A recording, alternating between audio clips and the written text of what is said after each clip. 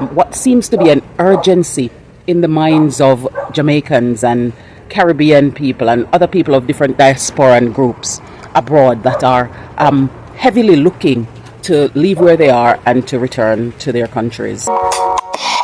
Jam Fam family, the Jam Fam family, yeah. Jam Fam, come hang with me. Hello, Wagwan, big up yourself for the area abroad. Welcome back to another episode of Life with the Jam Fams. Today, I just wanted to come on and just have this conversation about what seems to be an urgency in the minds of Jamaicans and Caribbean people and other people of different diaspora and groups abroad that are heavily looking to leave where they are and to return to their countries.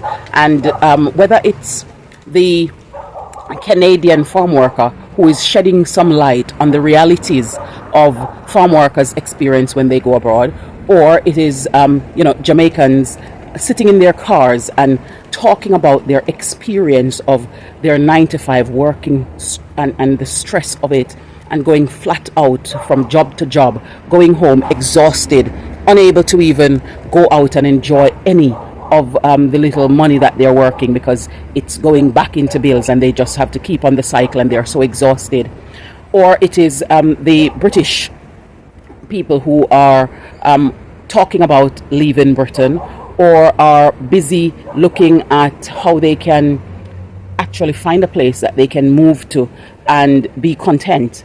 And also those who have recently migrated to these countries, who are looking at the realities and looking at the things that they wish they knew before they moved there. And so I wanted to just have this conversation for a moment, and some of the things that, for years that we have come to the conclusion about the grandiosity and the magnificence of these countries, and about the financial prosperity and all of these things, and that people who are now going there and seeing the realities of the struggles and how difficult it is, and the cost of living to being in those places, and are looking at ways in which they can get a reprieve from it all, because they're just looking for that lifestyle that gives them an opportunity to just be able to live in a way that they can meet their needs and fulfill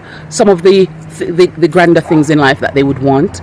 And they've booked it in their heads, or they've had it in their minds that going to these places would fulfill those things for them.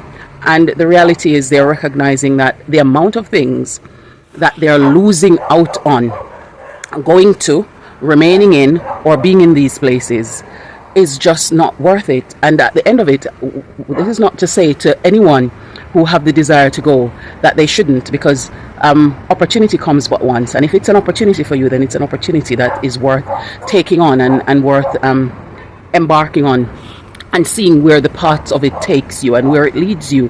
But more and more, the social media platforms are opening up avenues for people to talk about these things. And some of these people who are talking about it are using it as their cathartic medium, because they prefer to just be able to say this rather than the need to go and sit in front of a therapist to really explain some of the phenomenons that they're experiencing when they move to these places that they were told would be, the solution or the answer to the struggles that they face.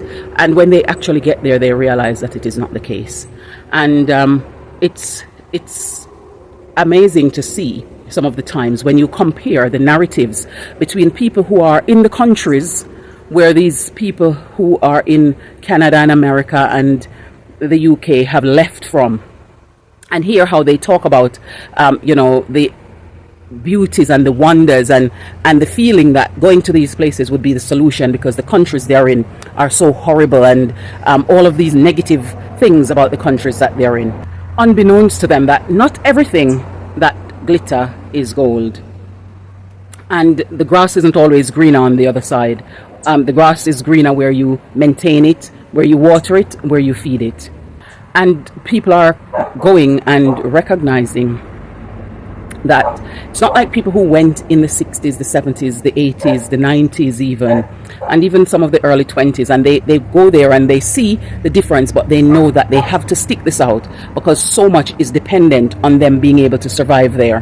Now we are getting to a place where people are going and they're recognizing there is more to life, and there is more to them serving their mental health and their well-being, their emotional health, their physical health, and the fact that they no longer need to go and try to pretend as though this is paradise and some sort of luxury experience, because they're just living for the sake of living, and they're just ticking the boxes and going from day to day, and majority of them recognize that that's what it is.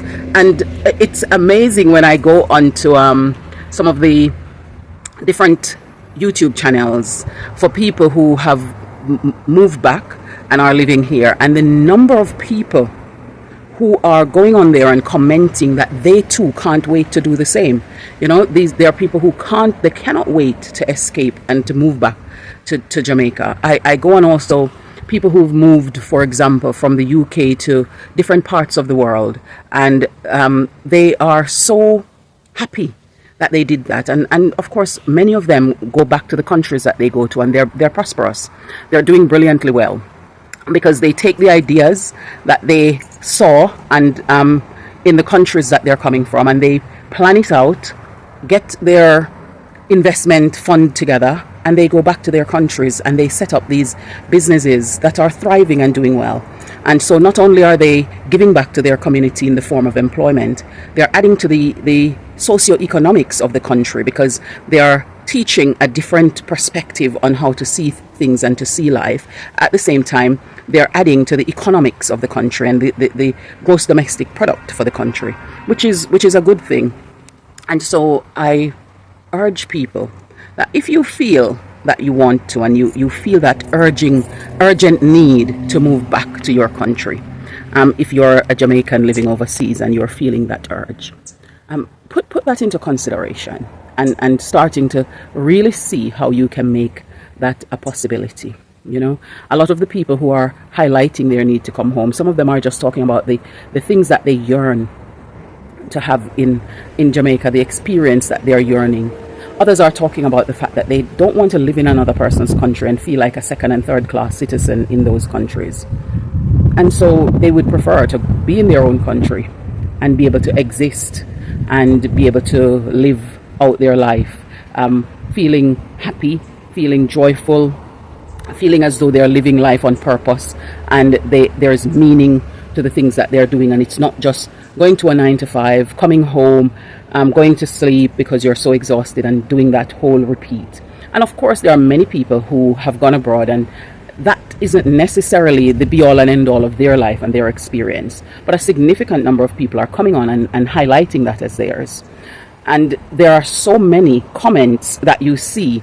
You know, people might think that, oh, people are leaving Jamaica and they're leaving in droves and they don't want to come back because of this reason or that reason or the other reason. Well, the statistics online differs because the comments are flooding in that are highlighting that people are actually wanting to come back home. People are actually looking forward to coming home. They're planning it out. They're strategizing to make sure that it's their reality. And so it's admirable to see also that so many people are saying, in spite of the things that are happening in Jamaica, or the things that they're hearing that's happening in Jamaica, they are making the decision to choose Jamaica, and they want to make sure that this is where they will call their home. And I will try and share some of the comments. There are so many of them. You know, we get them on our feed constantly, you know, in the comments on our videos. We are seeing people planning their return. They're buying land, they're building houses. Some of them are buying houses. They're getting themselves in order so that they can return to Jamaica. And I see the same thing on other people's comment feed. You know, you go on and you see somebody saying something about Jamaica, who's returned and who's a repat, and you hear the things that they say. You know, I was watching a video the other day, and this channel I was on, and they actually live in Jamaica and they produce content to showcase their life in Jamaica. And they were showing a property, and they were talking to this couple whose property it was, and the lady was highlighting the fact that, you know, they're so happy they watch their channel, because their channel has been such an encouragement for them in the last few years, as they were looking forward to deciding whether or not to return to Jamaica. And the husband is the one who wanted to migrate to Jamaica, and they found the channel very beneficial because they got to see other things. And their highlight was that they see so much negativity on there about Jamaica, and there are so few positives, and that channel was one of them. And they decided that they were going to return, and they were highlighting the fact that when it's a negative thing about Jamaica, so many people are watching it. You know, there are videos that get a lot of views, and the positive things don't tend to attract the same attention. But I understand that that's a psychological thing that has happened over decades, because people hear so much negative publicity about Jamaica that when they see another thumbnail or another title, they just think, what next now? And so they want to see what is it now that's happening, and so they go on and watch.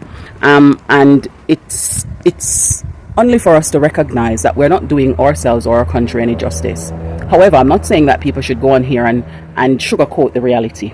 We try to make sure that we provide authentic Jamaican experience that we are having, because it's our experience and this is what it is. And it's far removed from some of the things that you hear online that people talk about. And so it's just making sure that other people see that there are other realities in Jamaica. And majority of the people in Jamaica are having a wonderful time living in Jamaica. It is why those people who have the means and the opportunity to leave don't, because they're enjoying their life here. And it's a possibility for you too, if you plan it out properly and make sure that you get everything, all your ducks in order, and then you make your move to come back if that's what you decide to do. And if you're here, it's just looking at how can you figure out a way to make your experience a bit different so that you can actually enjoy living here and not wanting to leave. Well, I will hope that you will see some of the comments and recognize that there are lots of people out there who have gone away in the hope of finding a better life for themselves, and they've gotten to the point where they realize that no, we're no better than yard. So they themselves are on the return, or if they haven't, their children have decided they're coming. And whether these children had the experience of Jamaica when they were growing up or not, many of them are seeking the shores to come. And this is not just something that's happening to Jamaica. It's happening to the people in the Caribbean, people in different parts of the African continent, different parts of Asia. There is a high level now of reverse immigration, because people simply want to repatriate to a place that they can feel wholesome, healthy, and well, and not just rushing after the money and being in the rat race constantly, because it wears people out. It wears people out, it drains them, and it just breeds unhealthiness. One of our subscribers suggested that I could make pumpkin and carrot punch together. So normally I would make them as two separate things, but this subscriber suggested that it can be made together, because in fact that's how they've always made them together. And so they hadn't made pumpkin on its own. And so I decided from the other day that I needed to make sure I have the two things so that I can have a go at trialing it. And as Sukkot is coming up, so I thought I'd have a go at it and see what it looks like. And if I like what it tastes like, then I will save some for Sukkot. So this is what we've done so far. So I've blended up a batch already, and it's looking like that, nicely pureed. Nothing's in there, I just boiled it, cool it, blend it up. And I've got the second batch here that I'm going to go and blend. And then I'm going to just sweeten it in the normal way. So in the punch, I'm just going to put some Supplegen, some Malta, milk, and the different spices that we use. And then I'll see what it tastes like in the end. So I will make sure to let you know my review. And to the subscriber, thank you for the hint. Yeah, so been a busy day today. I had the gas delivered and I didn't get to record any of it to show you because I was in the middle of getting some cooking done, and between doing that and sorting everything else, I decided that priority has to be priority, which is to make sure that I'm focusing on all of the moving parts that were happening. So yeah, we've managed to order a new gas in, but then when they delivered it, we got to understand that we still have a little way to go with the cylinder that we had already. And this is dinner. So I'm making some curry chicken, simmering nicely, and then I'm doing some mixed vegetables on here, and with style some fried dumplings, some cooked dumplings, and yellow yam over there. So that's what we're going to be tucking into. And somebody here will be having the dumplings, right? Because they don't want to be bothering themselves with yam. Not true? Yeah, so we will keep showing you some of the things that we're getting up to, and we're going to get ourselves ready for dinner. So now I'm going to taste my punch and tell you what I think about it.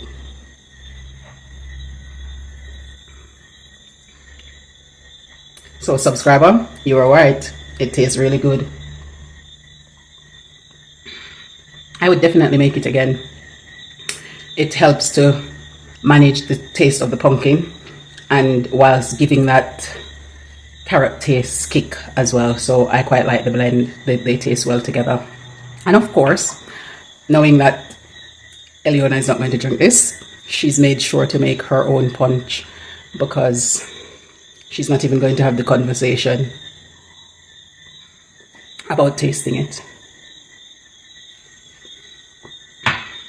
But that's good. Do you want to bring your punch now so we can see it? Mm-hmm. Okay. Mine's fancy. So she's made hers, and I'm going to show you it. Yeah. Mm-hmm. So she's made sure to make her punch, which she made one like it the other day, and it was really good. And Except without the pineapple juice. Oh, so the difference with this one is no pineapple juice. So what were you saying about it? I substituted pineapple juice with a bit more lime juice. Oh, lime or lemon or Lime. Lime juice, okay. So I did taste it and it was good. I quite like it. So you've got a thing going on there. Mm-hmm. And that is quite remarkable that you've now figured out something you can have outside of just orange juice. So that's awesome. Not true? Mm-hmm. All right then. Have you tasted it? Just so taste with it. the lettuce cream. So you give me taste or not taste it? Mine, you have used me as guinea pig. Mine, you know, may I elaborate?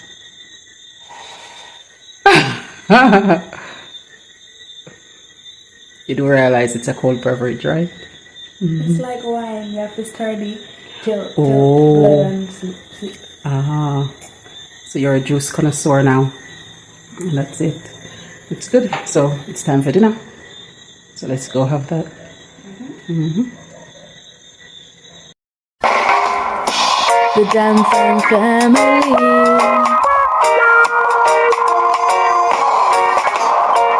Where Irie living the good life. We're royal, cruising through the West Indies, having fun, enjoying the good life. Jam family, the Jam family, yeah. Jam fam, come hang with me.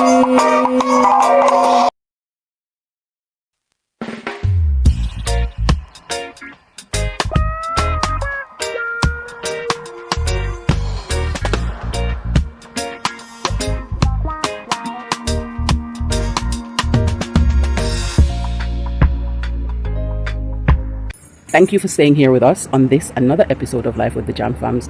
Bye for now, and we will see you in the next one.